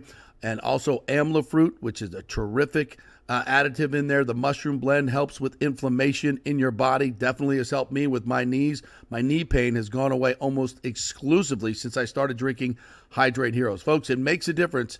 I love it. Professional athletes love it. You will love it. The new Tropical Punch flavor is out. Go to tryhydrateheroes.com and get a free 3-pack. That's tryhydrateheroes.com, a free 3-pack, and get the 30-pack while you're there for just $29.99. Tryhydrateheroes.com. You'll love it. JP here for the Geddes Gordon Real Estate Group and our good friend Jane Geddes. Folks, simply put, there is nobody like Jane. Jane is a former LPGA 2-time major championship winner. She was also vice president of talent relations at WWE. She also has a law degree from Stetson. So if Jane can drain a 10-footer to win the U.S. Open and stare down Hulk Hogan in the boardroom, you want Jane on your real estate team to not only negotiate the best deal, but find you the perfect home or investment property. And when you work with the Geddes Gordon Group, you become part of the real estate family and get concierge services that include expertly staging, marketing, and preparing your home for sale. Advice on golf properties. Hey, you might even get some golf tips. Many of their clients become friends long after the sale or purchase is completed. It's all part of the deal. So if you're looking for that perfect home or investment property or trying to get top dollar for your home, go with Jane Geddes and the Geddes Gordon Group because there's nobody like Jane. Call 813-485-6808 or go to GeddesGordon.kw.com. That's GEDDES Gordon.kw.com or call 813-485-6808. As the great Titus O'Neil said on this very show, Mother's Day's been kicking our ass for years. It's time to celebrate Father's Day, and where better than the Gold and Diamond Source. The Gold and Diamond Source has the largest selection of men's jewelry, from classic watches to cufflinks to rings. There's something for every dad to enjoy. Yeah, we like shiny stuff too. Their staff is happy to help and guide you through the selection process, ensuring you find a gift that he will love without all the sales pressure and intimidation. That's the great part about the Golden Diamond Source. Terrific staff. And remember, every piece does not lose its value. You can always trade up in the future. So shop the largest selection of jewelry under one roof, like shopping at 10 different jewelry stores. And right now, they're offering 5 years interest-free financing, which means you can get a $5,000 piece and only pay $83 a month. Come on, Dad's worth it.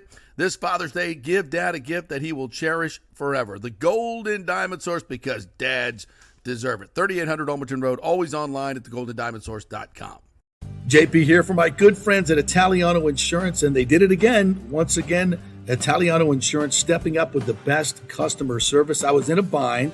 My old insurance company, my auto insurance, jacked up my rates, so I called Charity at Italiano Insurance, and she stayed till 9:30 at night until she got my insurance done. And guess what? She searched all these companies for me. I didn't do the work. She did. Saved me $1,000 on my annual premium. $1,000, folks. That's real money. And that's what you get at Italiano Insurance. Great customer service. And here's another note for you, by the way, with hurricane season up. 40% of people in Florida are underinsured. That means if you have something happen during a hurricane and you need replacement costs, you're going to get 40% less than you deserve. Can't let that happen. Call the folks at Italiano Insurance and get them to help you out in both those regards. They will save you money and keep you insured properly. That's 813-877-7799. Great folks in the community, been doing it for over 60 years. Italiano Insurance, 813-877-7799. Let's go. Right now, back to the show on FanStream Sports. All right, welcome back to the JP Peterson Show. Here's we roll on. A little breaking news. Sasha Barkov on the ice for the Panthers practice today before they head to Edmonton for Game 3. So it looks like he will be back in the lineup. Took a nasty shot from Draisaitl, but looks like he'll be back. That if that series was going to tip, it would probably you need Barkov to miss a couple of games, and it looks like he's going to play. So we'll see what Edmonton can do in Game 3, but I think it's the Panthers Cup this year. I don't know if that's good or bad. I mean, keep it in Florida, yeah, but that's our rival. Do we really want them to have a Stanley Cup? No. Well, it's good for the game in Florida because everybody said, well, hockey couldn't work in Florida. And now the Panthers are showing you it can. The Lightning have shown throughout their history that it can. So it's good. And then on top of it, you can say, well, once again, screw Canada. They're not going to get another Stanley Cup. Oh, look at this. I just came across my breaking news. Russian warships and aircraft carrier enter the Caribbean for military exercise. Docking in Havana. Oh, that's nice. Wow. Oh. So we're having the Cuban Missile Crisis all over again. What was it? Sorry, the Bucks have a great team for 2024. Unfortunately. We'll all be gone. Oh, God, no, jeez. All right, whatever, right? Nothing we can do about that, right? It's just a military exercise. Nothing to see here. Oh, don't worry. You're in good hands with the current administration, though. That guy's all over it. He's definitely sharp as it. He's all over it. He's all over the place talking about cannibal. What a disaster, man. Wow. That guy really is the president of the United States. Amazing. Yep, there you go. There's people out there that actually chose him because they their feelings hurt. All right, let's visit with our good friend Jane Geddes. Our weekly visit with her as we talk all types of golf, Caitlin Clark, and being in the zone. And away we go. All right, it's our weekly chat with our good friend Jane Geddes, two-time major champion on the LPGA Tour, WWE talent coordinator, all that good stuff. How you doing, Jane? How are you? I'm great, JP. How are you? I love just chatting sports with you, man. Each and every week. This is fun. So we're going to get to a lot of different things. You're never short on opinion, so let's jump right into it. The LPGA this weekend saw something that we've never seen in golf before. Linnea Strom shot a tournament record 11 under 60 on Sunday to overcome a 7-stroke deficit in the ShopRite LPGA. That's a major. She was the first to tee off because she went out early in the morning and shot 60, and it held up. I mean, this is one of the most ridiculous stories in the history of golf. We've never seen a comeback like this on any tour. Yeah. How, if you that have played so many tournaments and won them and majors, can you put this into perspective, what she did? Yeah. First of all, just to clarify, it wasn't a major. It's a ShopRite Classic. It's been around. It's ShopRite LPGA Classic. Been around forever. In fact, I won it a really, really, really long time ago. So that's how you know it's been around for a long time. I won it on a different golf course than it's played on now. It's played at Seaview Country Club, which is a fabulous resort in Jersey, in the south of Jersey. But the golf course is kind of one of those courses that over time, even back when I was playing, was sort of birdie heaven. You know, you stepped up and you felt like if you didn't have a chance at birdie or have some chances at eagles during that round, you were not going to have a good week. And so it's very much a putter's golf course. It was not ever something on that course, something that I really played super well on. I was never like a super duper awesome putter. But it's kind of one of those courses. Like when I heard that Linnea shot 60 and I heard it was a Seaview, I was like, oh, all right. That is not minimizing the fact that coming back from, 2,000 shots down going into the day. It's insane. Ridiculous, right? Like nobody sees her coming, like at all, right? So it's just fabulous. I mean, great for golf, great for women's golf, somebody that can go out and shoot 60. She missed 5 out of the last 6 cuts. Yeah. So not playing great, comes into a tournament, she just makes the cut on the number and then shoots 60 to win the tournament. Like, hello. I guess there's something to be said for like, hey, I'm just going to let it rip today. I'm going to just go for every pin. I mean, that's what you do. Yeah, I mean, right? honestly, and she said that, when you're at that, where you are, when you're that spot in the field and you teed up on Sunday, that's what you're thinking. Like, I'm just going to go for it. I'm going to make as many birdies as I can. I'm going to move up the leaderboard. I'm going to make the best check I can make and get to the next week, not thinking necessarily that you're going to win and shoot 60. So, great. It's interesting when you don't put limits on yourself mentally, like, you just go out there and let it rip. But what can happen? It's an interesting lesson in life for sure. Yeah, all right. On the men's tour, Scotty Scheffler, ho hum, wins the Memorial, shot 74, which was, not great, but that course was just absolutely set up diabolically, as they said. But he bogey 17, which was shocking. Yeah. But then stands over a 6.5 footer with Jack watching and just drills it for the win. How can you put this in perspective? 5 of 8 tournaments he's won, including the Players, the Masters, and the Memorial. I mean, what? So, I mean, in my perspective is from my personal, first of all, my perspective from the outside is just phenomenal. I mean, the guy is like, to win this many tournaments, right? From the outside, it's like, are you kidding me? I mean, much like Nelly was doing on the LPGA side, we're not done, right? And so it's phenomenal because, by the way, the competition is amazing, right? Good. It's not like everybody's laying down for him, right? Yeah. But I will say, so there was a point in my career, I went through this like crazy stretch of tournaments where I won 5 tournaments. I won 5 tournaments in a year, right? And I won 7 5 tournaments in a season, 7 in a 12-month stretch. That's a ton. And it was a zillion. I mean, it was crazy. And when I was going through that 5 tournament run in that year, I journaled a little bit, and I was kind of having in this mode of like really basically talking about what it's like to be in the zone. And that's such a cliche, right? Mm-hmm. But as an athlete, how that feels and feeling absolutely like indestructible. Like I literally felt like I was walking down the fairways in a bubble. Again, totally cliche, but I felt like that. Like I felt whatever I wanted to do, whenever I wanted to hit a certain kind of shot, whatever the circumstance was, I could pull it off. I believed it every single week. Sometimes people play better than me. It was JP totally. It had nothing. It was nothing to do with my physical. It was just self. I was playing well, but I was so at peace. Yeah. You think it's going to go on forever? Like I thought, I'm going to think this way forever, and then the season ended, and it never happened again. You know what I mean? I won some tournaments and stuff, but never got into that zone. And so. But to have been in it, I look at what Scotty's doing, and that's what he's doing. He's just, and you can't explain it when he's in the press room and they're asking him, hey, what's going on? Like you're just like, I don't know. I don't know.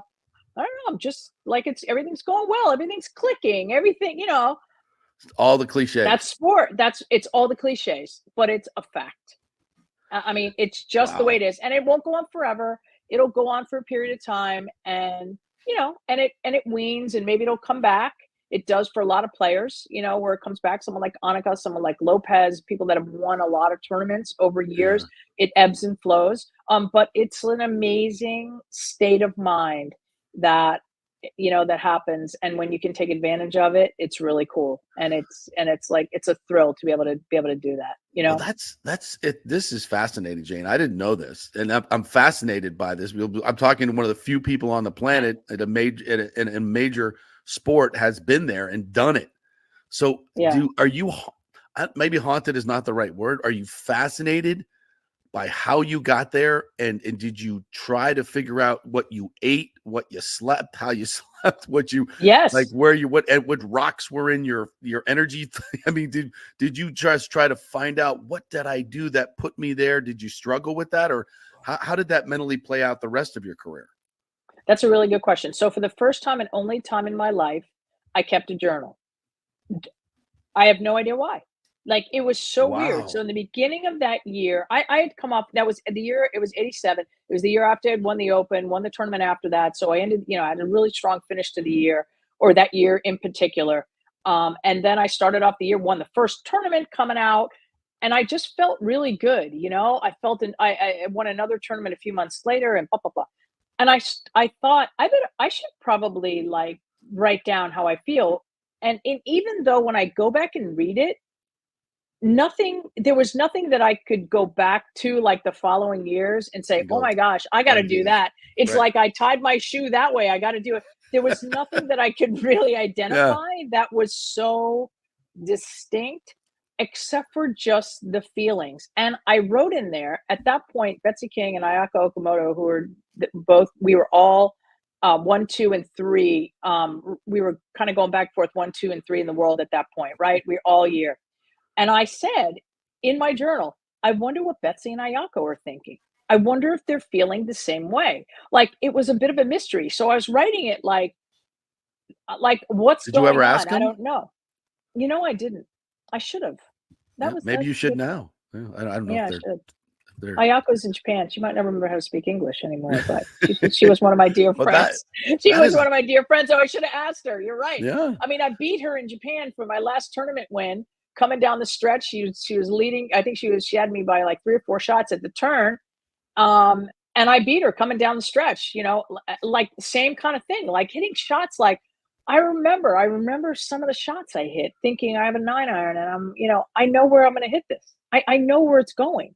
And I'm not even, I'm pulling the club out of my bag. You know what I mean? Yeah. And it was, it was, I don't know.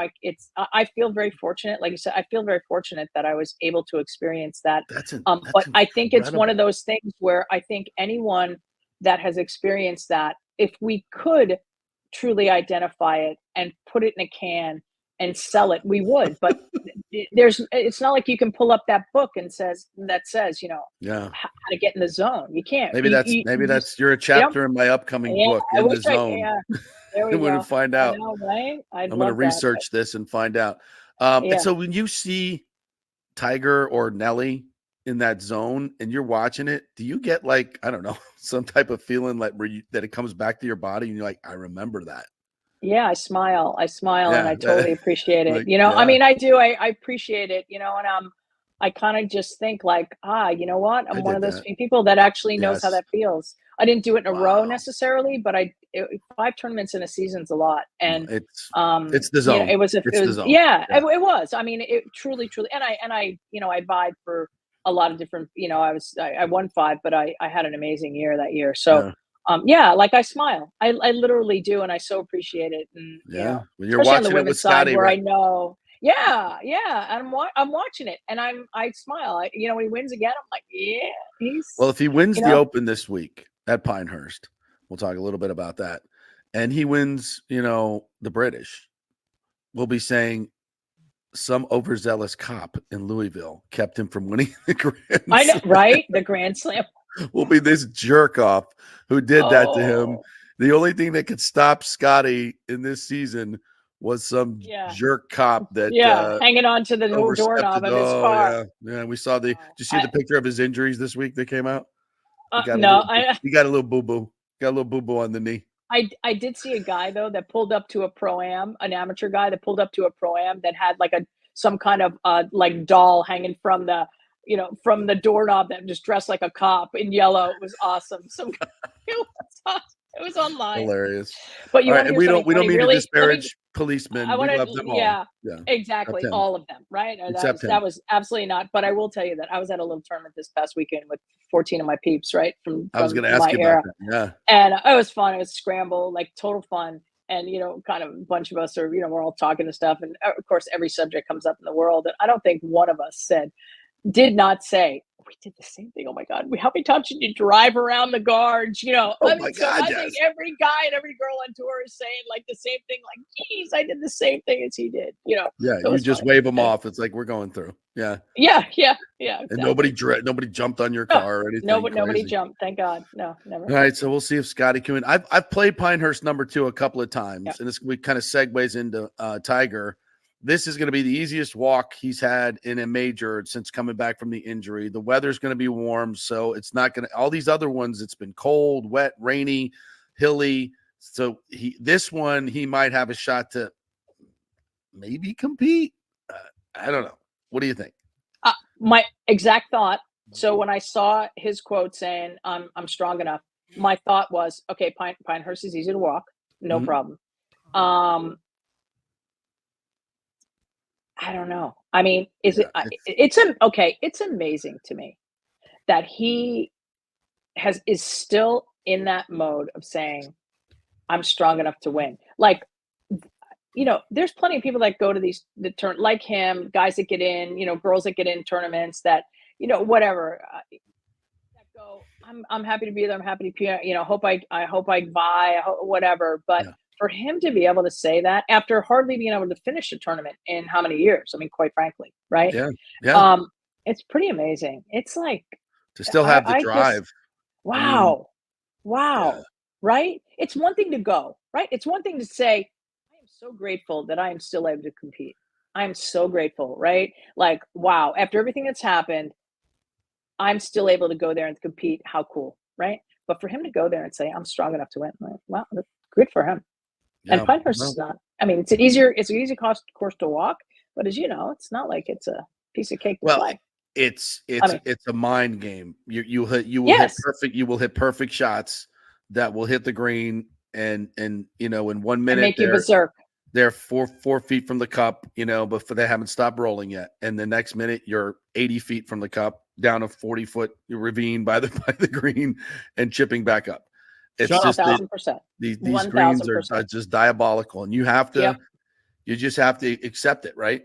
I mean, just from a mental standpoint. When you go, you hit it exactly right? You hit a shot, you're posing, it's there, the next thing you know, it hits, it rolls by the pin, it rolls, and then it's down the hill and you're chipping back up.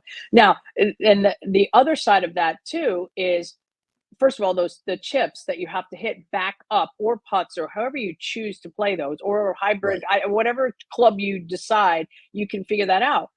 It takes a lot of practice. I mean, or you got to be really on your game and really sharp on your chipping game. So that's another thing with Tiger. He doesn't play every week. And so unless he's been playing somewhere that he's able to replicate these shots, they're not easy.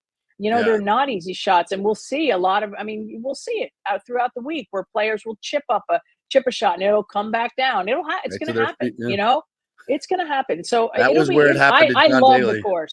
Yeah, exactly. Remember, what did he take, like a 17? The ball kept coming back to his feet. And he just kept whacking it. That's It'll crush you. Yeah, it'll happen. We'll see a few of them, but it's it's one of those iconic sort of golf courses, to be able to play, and so it'll be a fun week to watch, regardless. What did you shoot there? Do you remember? I don't remember. No, but we played the Open at Pine Needles, which is down the street. Similar design. And so my memories are also from there, same kind of thing. And I did play well there, but I can't remember what I shot. Yeah, this one's I remember I played there. Was when they first named the U.S. Open. I was working up in North Carolina, and they gave us a media day after they redone the course. Oh, cool. So, and that was back when I was probably a 5 handicap, 5 or 6, long time ago. And I remember hitting the ball maybe as good as I've ever hit in my life. Yeah. And I hit 14 greens, and I held 6 of them. At one point they were on the green, and then they were. So, if you're literally posing, right? You're hitting the 8-iron, you're like, yes, and then you're like, no. I'm getting the perfect number for every shot. I'm like, this is perfect number. No. And I think I shot 87. At the ball. It was the best 87 I ever shot in my life. You've ever shot? I was like, this. I'm like telling everybody how great I played. What'd you shoot? 87. They're like, oh, yeah. Okay. I'm like, no, really? You don't understand. Yeah, really. I have no idea. Really? All right. So it'll be fun to watch, and it's going to be a mind game this week. Looking forward to it. We talked about Caitlin Clark last week. Now we have more news. She gets left off the U.S. Olympic team. We've talked about this all week, but I'm really interested to get your perspective as a female athlete and what she's going through right now. And I hear the arguments on both sides, and I just kind of come down on, I think she's good enough. She's close enough to be on that team. And as a 3-point shooter in the international game, you can obviously be a force, and you can find a role for her that's meaningful. And they're going to win it anyway. So there's a lot of basketball. I can make a basketball case. I can make but the overarching case to me is they screwed this up, and I mean the WNBA players, so bad in the beginning that this is an absolute golden opportunity with the world watching for them to welcome her on the team, all wearing the same uniform, high-fiving Brittany Griner and everybody, and Asia Wilson, and bringing her into the fold, and the world seeing it, whether you like to do it or not. Girls, let's get this going. And I think it would be a great moment for society. It's racially tinged. That's my opinion, to bring her in and show a sense of unity on the biggest stage in the world. I think there's such a golden opportunity right here to right a lot of wrongs. And I may be completely overselling this, but I think there was an opportunity here, and I think it was missed for pettiness and jealousy, frankly. That's how I feel about it. It's not the end of the world. She'll hopefully make a team. She won't wreck her knee or anything. Hopefully she'll make another team, but I think it's a huge missed opportunity. What do you think? Yeah. I agree. I can see both sides. I mean, I think when I heard it, I thought, okay, let me think, just forget who she is for everything that's going on. A very talented team already, a lot of veterans. Do they need her? No, not really. Are they going to win? Yes. All right. So I get that part. How do you not acknowledge the fact that she's one of the most famous athletes in the world right now, right? And you have an opportunity to put that player on this team for women's basketball, yes, for women's sports, for her personally to get that experience with these amazing players that most likely will not be playing, or I'm sure there's a few older players in there that won't be playing on the next Olympic team. What an amazing experience, right? So, and I agree with you. I think that everything that happened, unfortunately, with the WNBA and the players, caused this decision to be what it is, and that to me is super unfortunate. And interestingly enough, I'll go back to this last weekend again with my friends, and we also follow women's sports and chatting and catching up about everything. And I had said last week with you, it made me feel like I was in one of my LPGA player meetings where through the years a subject comes up and people only think about themselves. Well, what was funny is I talked about it with some of my friends, and literally we all sat around the table and said, oh my God, I feel like I'm watching this and I'm in an LPGA meeting, and it's unfortunate, right? Like we all kind of said it, like, I don't know. I don't want to say it's women's sports. I don't want to say it's women. I don't want to say that, but man, oh man, oh man, why can we not see the bigger picture here? Why can these women not see the bigger picture? Period.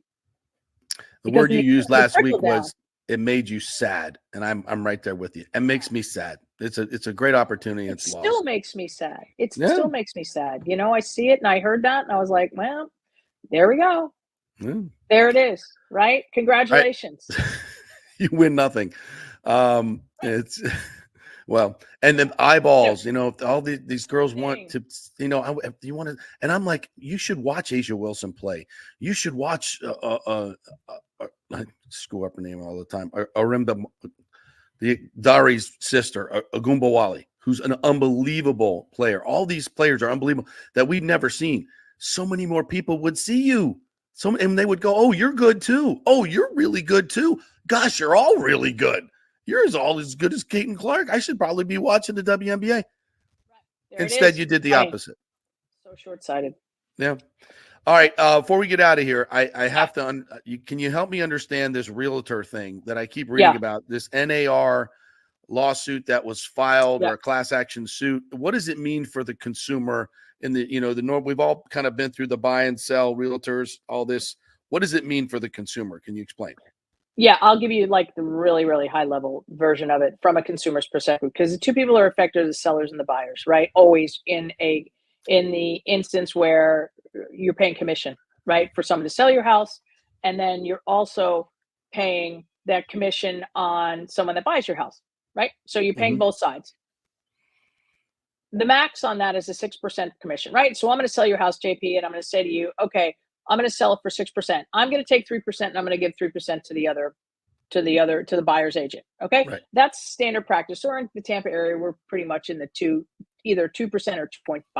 South Right. Tampa's a little more towards 2.5. So we split that evenly, right? So what the NAR said and what happened with all these suits is that sellers were saying, or whomever sued and said, why do I have to pay the buyer's agent? Why do I have to split it? Right? Let them figure that part out. I'm already negotiating my part with my seller. So really where it comes down to, and by the way, percentages have always been negotiable. We just chose to kind of make it where, well, let's just split it, right? It's just what's fair is fair. So I'm not going to negotiate with the buyer's agent on how much the seller's agent on how much I'm going to make if I bring the buyer. So anyway, long story short is there's a couple pieces to it. Long story short, the buyer's agent's percentage, okay, is going to be negotiated. So we're not going to automatically go into a deal and know necessarily how much we are going to be able to make. That percentage is either going to be paid by the seller, or the buyer is going to have to say, I'll pay you. If the seller's only paying you 1%, I'll pay the other 1%. Or so there's going to be negotiations around being a buyer's agent, where there in the past was not a negotiation. So this makes it all more important. Yeah, it makes it all more important to have a trusted realtor, because there could be realtors that are steering you towards deal where they're going to make more money and maybe not what you really want. So 1,000%. That's the key to all of it, right? Because there are going to be plenty of agents out there that say that house is only paying 1%. I'm not even showing my clients that house. Right. I'm not even going to show it. Yeah. So it's very controversial. From our perspective, it's like, we'll figure it out. We're very fortunate that we're in an area here that we have a really good group of realtors here that, I think there's in a lot of agreement is everyone's going to be fair. Everybody's going to do the right thing. Right. But there are other parts of the country. I have a friend that I played that last week, again, my weekend, one of my friends who's a player, she's an agent up in Kentucky area. And they're already seeing the ramifications of it, that, people are moving down the percentages, that these kinds of things are happening. So it really depends on where you are. But it's unfortunate. I mean, it came out of, it's not really frivolous suits, but it caused an uproar that probably was not needed. But it's here and we have to figure it out. So, you just have to be careful with the agent and make sure that you're hiring someone that's on the up and up and that'll work, for you on that, because a buyer's agent doesn't do any less work helping you find a house than the seller's agent that's selling that house. We all work really hard to get these deals done and get them done the right way, get them done fair for the buyers and the sellers. So, well, how do they get in touch with a trusted realtor like yourself? Well, first of all, feel free to go to our website. I'm partnered with my sister-in-law, Patty Gordon. So our company name is Geddes, Geddes, my last name. And my sister-in-law's last name is Gordon, Gordon, group.com. So that's GettysGordonGroup.com. And our phone number is 813-485-6808.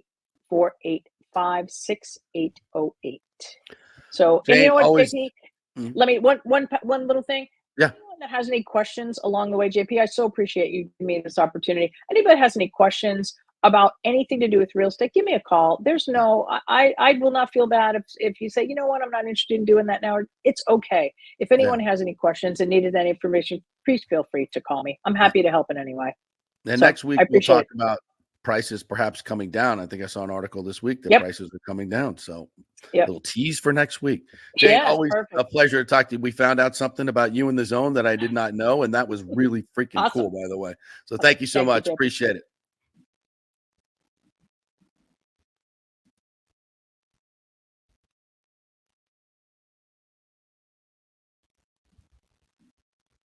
I think JP is muted at this point. Yeah, you're muted at this point. Whoops. There we go. That's moving okay. my lips. That's all right. You move your lips, you can't hear nothing. What's going on here? Is it on my end? It's on your end. Yes. Sorry about that. We got you. Hey guys, so hope you guys enjoyed that conversation. I love talking golf with Jane and everything else. She's just such a great resource. I think she has great opinions. By the way, so John Rahm withdrew from the U.S. Open. Okay. I mean, it must be that LIV issues that he has. No, he has an infection in his toe. So that allowed somebody to get in. Wow. Jackson Suber. Whoa. From Palmacia Country Club. Okay. Our president's son, Ole Miss. We've had him on the show before. So he gets in. He will be playing with Jordan Spieth and Matsuyama on Thursday and Friday. How about that? Wow. Jackson Suber gets into the U.S. Open, former Plant High golfer. So yeah, be watching him at Pinehurst #2. That's really, really cool. Good stuff. So yeah. So a little rooting interest right there. You had to see his name right there with Matsuyama and Jordan Spieth. That is really, really cool. What a great opportunity. He's been playing on the Corn Ferry Tour. Almost got a PGA Tour card last year, but now gets a chance to play in the U.S. Open. How cool is that? Yeah, absolutely. That's a All great. Right, what else? What else did we miss? Anything we missed today? I think we hit everything at this point. Tristan Wirfs, of course, we hit that. Randy Gregory situation. So it bears watching what they're going to do going forward here with mandatory minicamp, which, by the way, it is mandatory to show up. You have to show up for your job. Yes. This just in. Yeah, and again, the Tristan Wirfs thing, guys, don't worry about that. It's best that he's not out there practicing right now. Can't get hurt. So they'll get the deal done. Just a matter of time. I thought it was interesting. The guys at Joe Bucks fan brought up the fact that Hassan Reddick did not show up for Jets camp. I don't know how in the world the Bucks could sign him and get him under the cap. It just seems completely undoable. But you never know with the cap, right? You never know what they could do. They could rework some other contracts. You know, if there's one spot that I think obviously the Bucks could, if they were able to pull that off to get a dominant edge rusher like that, that would be insane. Absolutely. I don't think they can do it, but the fact that he's still disgruntled and doesn't want to play there. By the way, Aaron Rodgers didn't show up either. I guess he had a previous engagement there, but he's been at OTAs all summer long, so I don't think that's really an issue. Did he go out to a retreat again? What's that? Did he go out to a retreat again? Was it the dark room retreat? Was that what it was? That's the reason why you missed? Could be. Yeah. Could be. Yeah. All right. Jason Light was interviewed by ESPN's Dan Graziano. Oh, this is interesting. Yeah. Yeah. He said to NFL executives would offer literally 10 first-round picks for a high-caliber quarterback prospect. He also goes on to say, obviously, the quarterback is number one. And if you know in the draft a quarterback is going to be lights out, like you know he's going to be Patrick Mahomes or Joe Burrow, you offer literally 10 first-round picks for that guy. It wouldn't matter. It would be worth it. It's such a crapshoot. Of course, Light drafted Jameis Winston in 2015, number one overall, had this also to say, we had Jameis, it didn't work out, but then we realized that while we had Jameis, we were putting together a pretty good team around him thinking he'd be the guy. When we decided to move on, it was the team we built around Jameis that Brady wanted to be a part of, which I always tell everybody. They always say, well, Brady chose the Bucs. Yeah, the reason why he chose the Bucs is because the team that was built there wasn't just Tom Brady and Gronkowski and Brown and Fournette, right, which huge parts of it, but the team was already built. With that being said, we remember BA's comments. If you want to get Tom Brady, you're going to trade 5 first-round picks, 10 first-round picks for a quarterback. Do you think that's true with an executive trying to trade 10 first-round picks? And if you do that, can you really build a team around a franchise quarterback, JP? 10 first-round picks? 10 first-round picks, yes. Well, listen, I think if you have a team that the roster is just exploding with talent and you're just missing a quarterback and you and Patrick Mahomes is going to be Patrick Mahomes. I think that's what Jason is saying. If you can kind of look into a crystal ball, would it be worth 10 first round picks? This is what you're saying. Was one Super Bowl, 2 Super Bowls worth 10 years of not picking in the first round? Because think about it. You are going to suck for a while if you can't find those as game-changing players. Remember, the Bucs gave up 2 1s and 2 2s. They won the Super Bowl with Gruden, but they were awful the next 14 years. Correct. I mean, they had a couple of playoff runs there with Gruden, but or playoff appearances, but nothing really for the next 14 years. It cripples you so badly. But is that worth winning 1 or 2 Super Bowls? Well, maybe. If you're a team that's never won one, right? Then maybe you would. Maybe Atlanta Falcons, Detroit Lions, Cincinnati Bengals come to mind. Jags, yeah. Jaguars. Yeah, absolutely. Oh. All right, great stuff, my friend. Well done, as always. Appreciate Jane Geddes joining us and the great Joe Urso. If you missed that from the University of Tampa, we had him on at the top of the show. Go check out the podcast or the YouTube or Twitter or Facebook, any place you can watch it there. And please like and subscribe on our YouTube. We need to build up our subscribers and really help us spread the show. So we appreciate you doing that, and share the show whenever you can.